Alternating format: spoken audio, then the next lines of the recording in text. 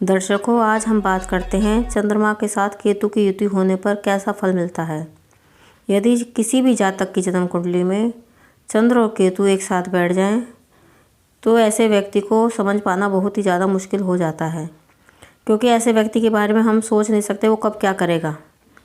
अगर आपकी कुंडली में भी यही युति बन रही है तो आपके लिए उचित होगा कि किसी भी काम को करने से पहले उस पर अच्छी तरह विचार करें, नहीं तो आप बाद में पछताएंगे। आप अपनी गलतियों से सबक जरूर सीखें। किसी भी एक स्थान पर केतु और चंद्रमा की स्थिति हो तो ऐसे योग को चंद्रग्रहण योग भी कहते हैं। इसके परिणाम अच्छे नहीं होते, इनके प्रभाव अत्यंत शक्तिशाली हो जाते हैं। यदि जन्म कुंडली में किसी एक स्थान पर केतु और चंद्रमा की स्थिति बन जाए तो ये ग्रहण योग बनता है। इसमें अगर केतु और चंद्रमा के अंशों में 2 अंश से कम का अंतर है तो ग्रहण योग बनता है, नहीं तो 2 अंश से अधिक होने पर ये योग प्रभावकारी नहीं होता।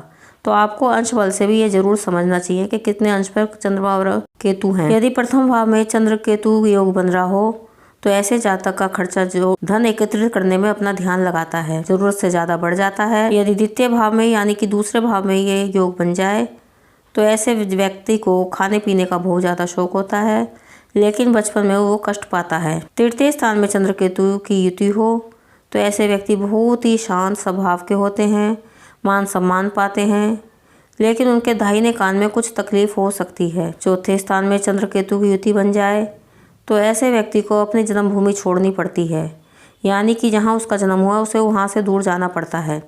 ऐसा जातक अपनी मेहनत धन कमाता है, ऐसा व्यक्ति परोपकारी होता है। पंचम स्थान में यदि ये चंद्र केतु की युति बन जाए तो ऐसा जातक बुद्धिमान आस्तिक होता है। छठे भाव में चंद्र केतु युति अच्छी होती है, लेकिन शत्रु बहुत उत्पन्न हो जाते हैं। लेकिन जितनी जल्दी शत्रु पैदा होते हैं उतनी जल्दी वे शत्रु पर विजय भी पा लेते हैं। ऐसा जातक हमेशा निरोगी रहता है, लेकिन माता की तरफ से इन्हें चिंता बनी रहती है। सप्तम भाव में ग्रहण योग कहलाता है, यानी कि चंद्र केतु जब एक साथ बैठते हैं तो ये ग्रहण योग ज़्यादा असर करता है। व्यापार में हानि का योग बना देता है और व्यक्ति नेगेटिव हो जाता है। 8वें स्थान में चंद्र केतु की युति ऐसे व्यक्ति को छोटी उम्र से ही मान सम्मान मिलना शुरू हो जाता है।